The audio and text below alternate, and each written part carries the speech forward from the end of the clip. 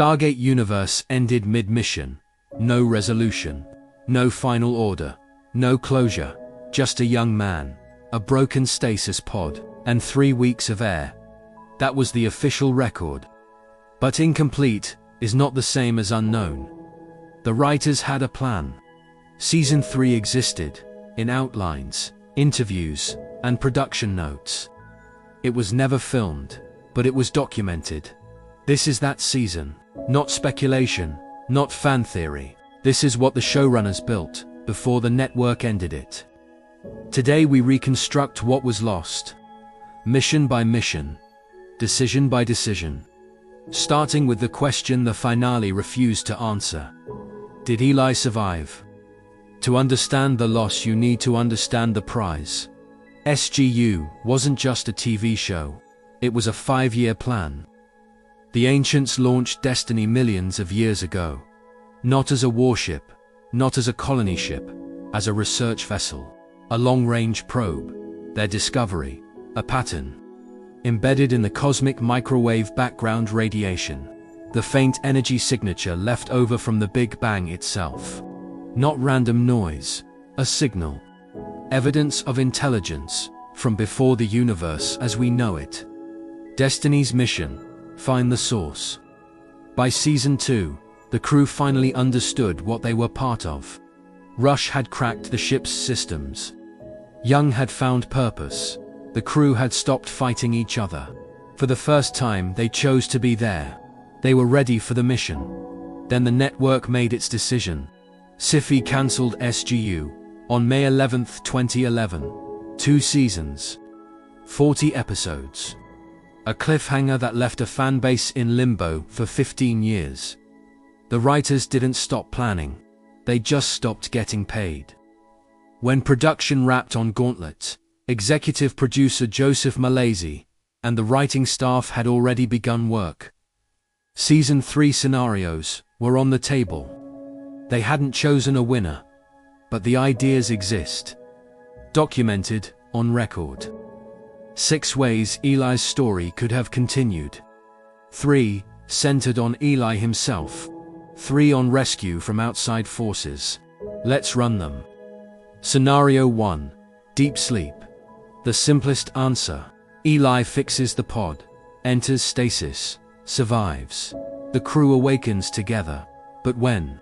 The plan called for a 3-year crossing. Mallozzi was considering something more radical. A time jump of 10 years. 100, even 1,000. A crew of soldiers and scientists, waking up to a universe that moved on without them. Scenario 2. Isolation. The harder answer. Eli can't fix the pod, but he doesn't die. Destiny's last remaining shuttle has independent power systems. Eli routes Destiny's power reserves into the shuttle's closed environment. Just enough heat, just enough air, just enough light. 3 years, alone, in the dark between galaxies. Think about that operational reality. No crew, no support, no communication, 1 physicist, and 3 years to think. Scenario 3. Going digital. The darkest option. The pod can't be fixed. The shuttle isn't enough. Eli's body will not survive. But his mind can.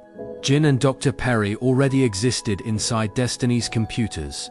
Eli follows them, uploading his consciousness to the ship's systems. Full control, no physical form. Mallozzi confirmed this scenario was reserved for a potential feature film. The writers considered it too radical for a weekly series. Scenario 4. Earth rescue. Earth doesn't wait. While Destiny crosses the void, the SGC works the problem. Samantha Carter, Rodney McKay. 3 years of combined effort. The solution, Langara, the Nequadria-rich planet that once dialed the 9 Chevron address, used again to punch a wormhole directly to Destiny. Colonel Telford leads the OP. Daniel Jackson makes the crossing. Quote, he certainly wouldn't miss this opportunity. One detail the writers never fully resolved, was this a one-way trip for Telford's team? The power requirements suggested. Yes. Scenario 5. Novan Rescue, Mallozzi's stated favorite. In Season 2, Destiny encountered a human colony, descendants of a duplicate crew sent back in time 2,000 years. They were developing interstellar capability. Give them a few more centuries, they built a fleet, and they use it to find Destiny, drifting, powerless, in the void. They save us, but their motives turn out to be less than honorable. They have designs on Destiny. Those are Mallozzi's words. Direct quote. The crew's own descendants, as the season's primary antagonist. Mallozzi called this his favorite scenario. Quote, a plausible human military force as our Season 3 big bad. No alien invasion required. Scenario 6, Alien Rescue. Brad Wright's contribution. During a routine refueling stop at a star, Destiny picks up a passenger. An energy-based alien species. Unknown to any Stargate database. Completely new. For 3 years, Eli glimpses them. Assumes isolation has broken him. Assumes the visions aren't real. They are. The entities reach out. Being energy-based, they provide the power Destiny needs.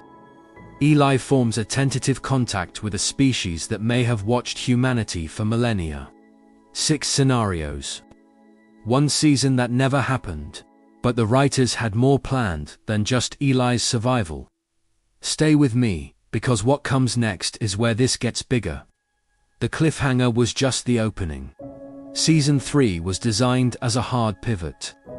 The crew that woke up on the other side of the void would not be the same crew that entered it. Young and Rush had buried their war. The found family had finally found itself. Season 3 was going to use that foundation. The mission objective, reach the source of the CMB signal. The pattern in the background radiation of the universe. An intelligence older than any civilization. Older than any galaxy. Older perhaps than time as we understand it. Whatever was sending that signal had been doing so since before the Big Bang. Destiny wasn't just a ship. It was humanity's only instrument capable of investigating that signal. Season 3 was where the investigation was supposed to begin. Mallozzi's notes reference a 10-year jump as a serious option. Earth, after a decade, would be unrecognizable to the crew. SGC resources, alliance structures, political reality, all changed. The communication stones, the crew's link home, would connect them to people who moved on. TJ's daughter, Scott's son. Every human anchor, stretched or severed. The emotional core of Season 3, a crew with nothing left behind them, only the mission ahead. Every strong season needs a credible threat. The Berzerker Drones were the Season 2 villain. Season 3's opponent, depending on the rescue scenario, was going to be human. The Novans more advanced, better armed, with historical claim to Destiny. Telford's rescue team, stranded, under-resourced, command structure fractured. The writers wanted the final conflict to feel earned. Not an alien invasion, a command crisis, a family dispute. People who loved the same mission, fighting over who owned it. The 5-year plan ended with Destiny completing its mission. Not a battle, not a political resolution, a discovery. The crew finds the signal's source. They learn what sent it. They learn what it means. Brad Wright never revealed what the answer was going to be. That information remains classified. What we know, the signal predates everything. The ancients themselves couldn't investigate it. They ascended before they had the chance. The crew of Destiny civilians, soldiers, scientists, drafted into this by accident, were supposed to be the ones who found the answer. The mission was never finished, but the intent was documented. One footnote worth acknowledging. In November 2025, 14 years after cancellation, Brad Wright returned to Stargate. Amazon, a new series. In development now, whether Destiny's mission ever gets resolved, remains to be seen. We'll have that briefing ready when it is. Stargate Universe was cancelled before its story was finished. That is the confirmed record. But the mission existed. 6 ways to bring the crew home. 1 destination that would have changed everything. This was Season 3. Reconstructed from the available record. Documented. Preserved. If you want the tactical breakdown of the Berzerker Drone campaign, or the full analysis of what that CMB signal represents for the Stargate Universe, those reports are queued. Subscribe to stay in the loop. Drop your preferred rescue scenario in the comments. I'll see you at the next briefing.